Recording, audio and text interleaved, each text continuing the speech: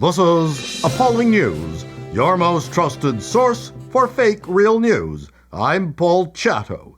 One thing that has saddened this commentator for many years is the lack of interest the general public has shown in space travel. By the time we got to the harrowing but successful return of Apollo 13, subsequent moon missions rarely showed up on the news. They were no less dangerous or heroic, but the public was bored. The Space Shuttle program brought some brief interest and a tragedy, but with its routine success, interest in it also waned. The International Space Station occasionally showed up in the news. Canadian astronaut Chris Hadfield played guitar and sang David Bowie's Space Oddity. That went viral.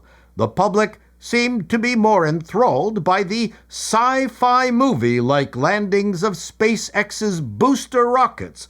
But did you know there have already been more than 470 Falcon 9 missions and 16 Crew Dragon launches? No, because you don't care.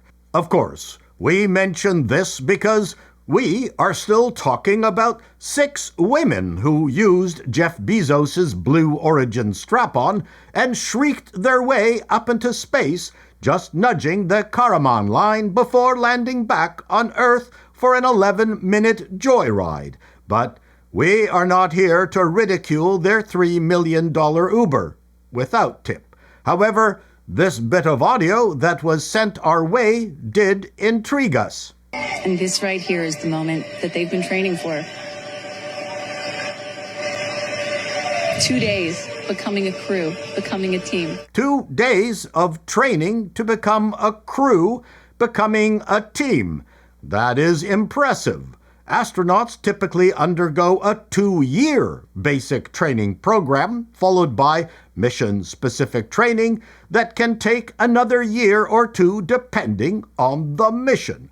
But that is nothing compared to the rigorous 2 days of training Katy Perry, Lauren Sanchez, Gail King, and 3 others whose names we've already forgotten must have endured.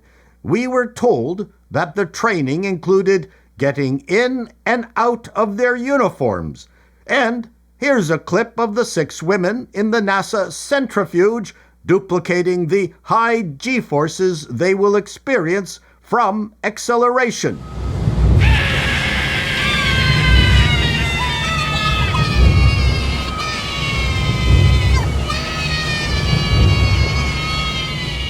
The rigorous 2 days of training also included learning how to get in and out of the capsule.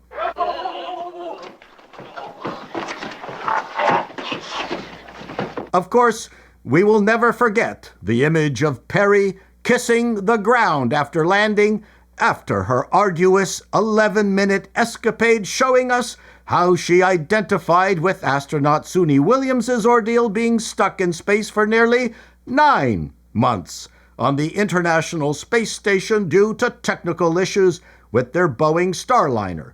We salute you, Katy.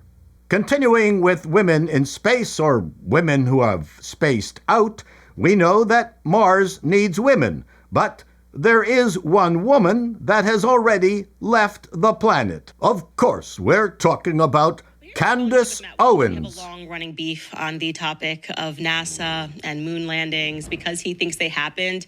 And listen, when the guys did it, it was fake and gay. Homies were on the moon making phone calls before the time of cell phones. You need to learn the history of NASA, of the Apollo programs, which were occult and satanic. It was literally meant to be an antichrist movement to make people believe in man. Go back and watch our NASA episode to learn more about the establishment of the Apollo program and why it's always been occult and satanic and about devil worship and about the antichrist. It's just undeniable. It's like a part of history that's just real.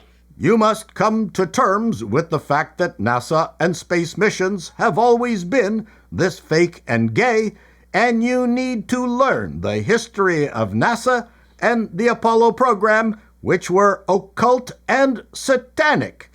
Candace, darling, you've lost your marbles. But at least we now know the threshold of crazy required to be fired from the Daily Wire. This is appalling news, and that's the way it is.